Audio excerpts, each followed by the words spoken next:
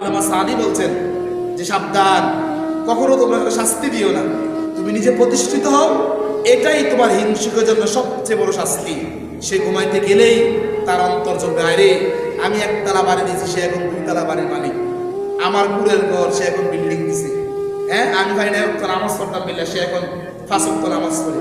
আমি ভাই একটা রোজা রাখতাম বিল্লা, সে এখন অনেক রোজা রাখে। কথা বুঝেন নাই? তো তুমি মুখে কিছু বললো না, তুমি নিজে নেকামল বাড়িয়ে দাও, তুমি নিজে প্রতিষ্ঠিত হও। এই প্রতিষ্ঠিত হওয়াটাই হিংসুক তার হিংসার আগুনে জ্বলে ছাই ছাই হয়ে যাবে। তো রাসূল বলছে, উম্মত, তাহলে তোমরা কারো গীবত করবে না। গীবত করলে তোমার শাস্তি তুমি ভোগ করতে হবে। আর যে মানুষের দিকে তাকিয়ে তুমি গীবত করতেছ, এই মানুষ তোমার কবরে যাবে না, তোমার কবরে তুমি যেতে, তোমার কবরে তুমি যেতে।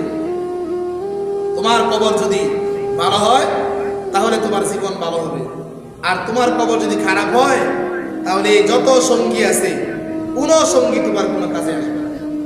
এরপর যখন রাসূল আকরাম সাল্লাল্লাহু আলাইহি সাল্লাম আল্লাহর সাথে সাক্ষাৎ করলেন, তো আল্লাহ পাক রব্বুল আলামিন এর জন্য রাসূল সাল্লাল্লাহু আলাইহি ওয়াসাল্লাম 3টা হাদিয়া নিয়ে গেলেন। আল্লাহ পাক 3টা হাদিয়া রাসূলকে দিয়ে দিলেন।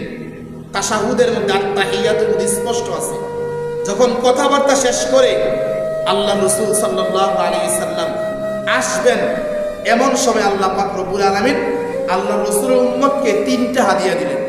কয়টা হাদিয়া দিলেন বলেন?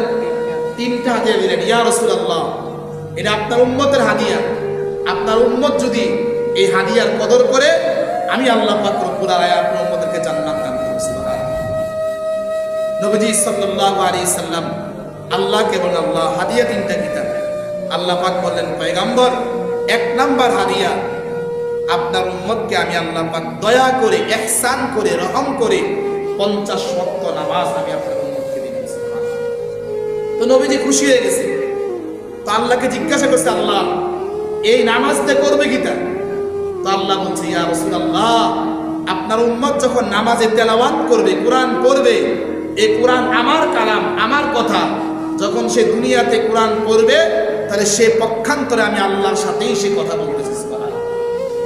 এজন্য হাদিসের মধ্যে আসছে, যখন বান্দা সূরা ফাতিহার প্রত্যেকটা আয়াত তেলাওয়াত করে, আর প্রত্যেকটা আয়াতের পরিবর্তে আল্লাহ পাক আবার আসমান থেকে উত্তর দেয়, আলহামদুলিল্লাহ বলে আল্লাহ বলে, হামিদানি রব্বি, আমি তোর প্রভু আছি, তুই তেলাওয়াত করতে থাক। এরকম প্রত্যেকটা আয়াত যখন সে তেলাওয়াত করে, আর প্রত্যেকটা আয়াতের উত্তর আল্লাহ পাক আরশে আজিম থেকে দিতে থাকে।